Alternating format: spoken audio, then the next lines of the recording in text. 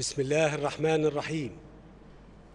شعب مصر العظيم، إن القوات المسلحة لم يكن في مقدورها أن تصم آذانها أو تغض بصرها عن حركة ونداء جماهير الشعب المصري التي استدعت دورها الوطني وليس دورها السياسي. إن القوات المسلحة كانت هي بنفسها أول من أعلن، ولا تزال وسوف تظل بعيدة عن العمل السياسي. ولقد استشعرت القوات المسلحة انطلاقاً من رؤيتها الثاقبة أن الشعب المصري الذي يدعوها لنصرته لا يدعوها لسلطة أو حكم، وإنما يدعوها للخدمة العامة والحماية الضرورية لمطالب ثورته. وتلك هي الرسالة التي تلقتها القوات المسلحة من كل حواضر مصر ومدنها وقراها، وقد استوعبت بدورها هذه الدعوة وفهمت مقصدها وقدرت ضروراتها، واقتربت من المشهد السياسي آملة وراغبة وملتزمة بكل حدود الواجب والمسؤولية والأمانة. لقد بذلت القوات المسلحة خلال الأشهر الماضية جهوداً مضنية بصورة مباشرة وغير مباشرة لاحتواء الموقف الداخلي وإجراء مصالحة وطنية بين كافة القوى السياسية بما فيها مؤسسة الرئاسة. منذ شهر نوفمبر الماضي 2012 بدأت بالدعوة لحوار وطني استجابت له كل القوى السياسية والوطنية، وقوبل بالرفض من مؤسسة الرئاسة في اللحظات الأخيرة.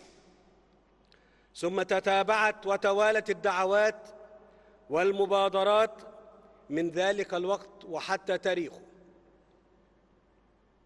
كما تقدمت القوات المسلحة أكثر من مرة بعرض تقدير موقف استراتيجي على المستوى الداخلي والخارجي تضمن أهم التحديات والمخاطر التي تواجه الوطن على المستوى الأمني والاقتصادي والسياسي والاجتماعي، ورؤية القوات المسلحة كمؤسسة وطنية لاحتواء أسباب الانقسام المجتمعي وإزالة أسباب الاحتقان ومجابهة التحديات والمخاطر للخروج من الأزمة الراهنة.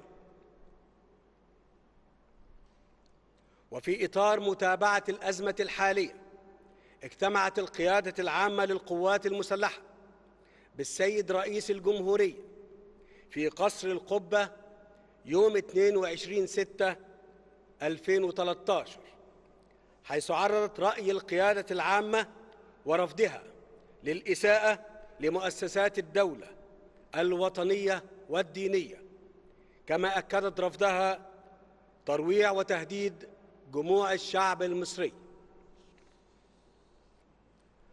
لقد كان الأمل معقوداً على وفاق وطني يضع خارطة مستقبل ويوفر أسباب الثقة والطمأنينة والاستقرار لهذا الشعب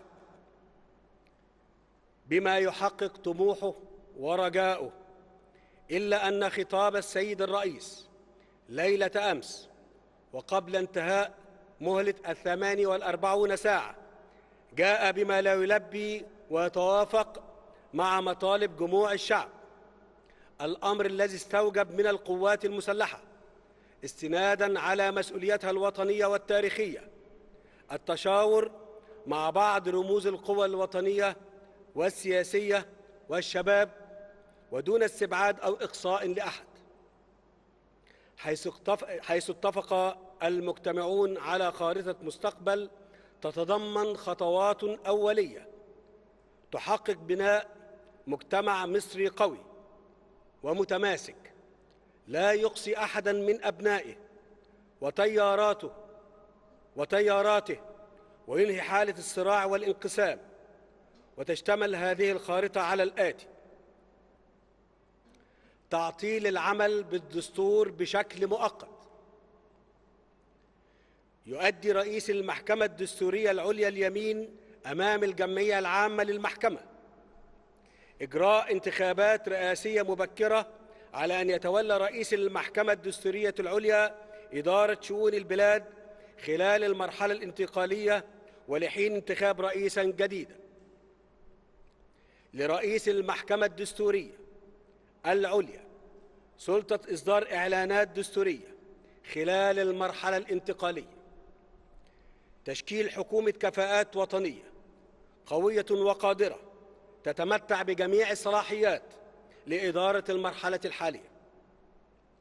تشكيل لجنة تضم كافة الأطياف والخبرات لمراجعة التعديلات الدستورية المقترحة على الدستور الذي تم تعطيله مؤقتاً.